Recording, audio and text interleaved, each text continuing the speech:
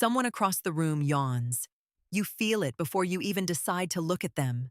Your jaw loosens. Your eyes water. You try to fight it. You lose.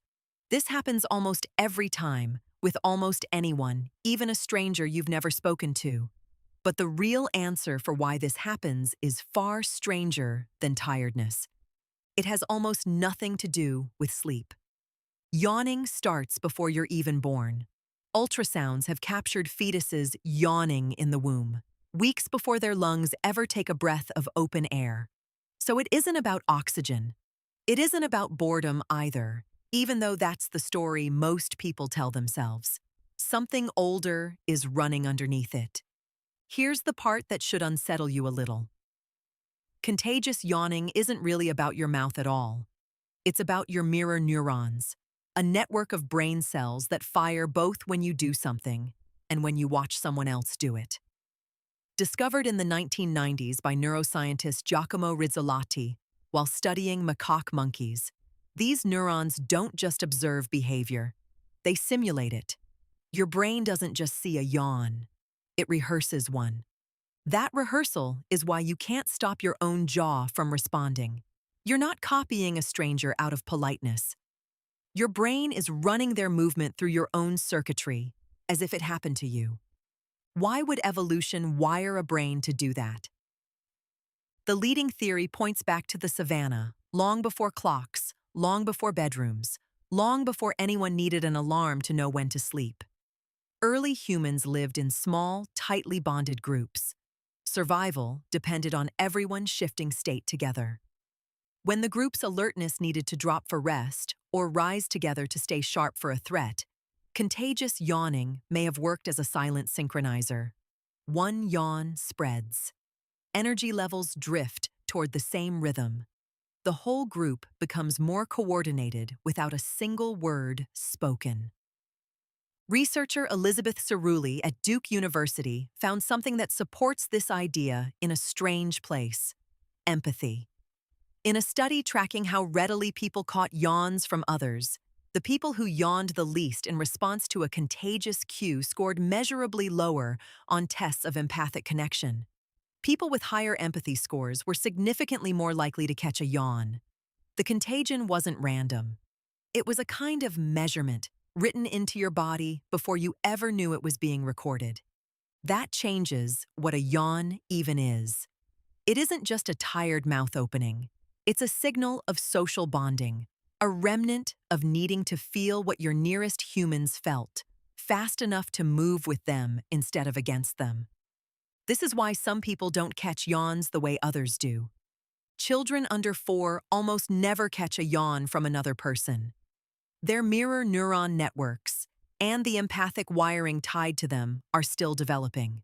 Researcher Molly Helt at the University of Connecticut found that children with autism spectrum disorder also show reduced rates of contagious yawning, a finding she connected to differences in social cognitive processing rather than any difference in tiredness.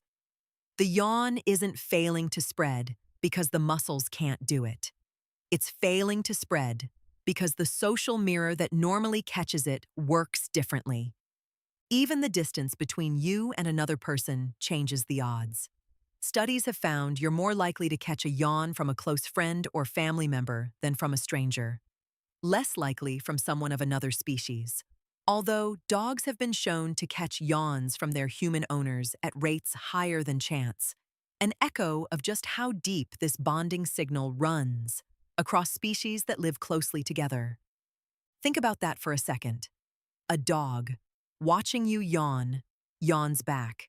Not because it's tired, because something in its brain is tracking your state and trying to match it. You do the same thing constantly, all day, without noticing. You wince when someone stubs a toe. You tense your shoulders when someone else lifts something heavy. You smile faster around someone who's already smiling. None of these are decisions. They're mirrors, running in the background, syncing your body to the bodies around you before your conscious mind even catches up. This is the modern mirror most people miss. You live now in a world of video calls, group chats, and crowded commutes, surrounded by far more faces in a single day than any ancestor on the savannah ever saw in a lifetime. Your mirror neurons don't know the difference between an ancient hunting party and a video conference. They still fire the same way. You still catch a coworker's yawn through a screen. You still feel your stomach tighten when a friend describes something painful, as if it were happening to your own body. Scientists call this everyday phenomenon emotional contagion, and contagious yawning may be its oldest, most visible fossil. Most emotional contagion is invisible. You can't watch someone's anxiety spread to you in real time the way you can watch a yawn ripple across a room. But the mechanism is the same one, running quietly under almost every interaction you have. So why can't you stop it? Because stopping it would mean overriding a system that has been keeping human groups synchronized for hundreds of thousands of years. It would mean ignoring the silent signal that someone near you needs to shift state, rest, or refocus. Your brain decided long before you were born that staying in sync with the people around you mattered more than staying composed in a meeting. Next time it happens, in the office, on a call, sitting across from someone at dinner, notice what's actually occurring. That stranger's tired mouth isn't really about them being tired. It's a small, ancient transmission, asking your nervous system the same question it's been asking for hundreds of thousands of years. Are you with us, or are you apart? And your jaw, without asking your permission, answers before you do.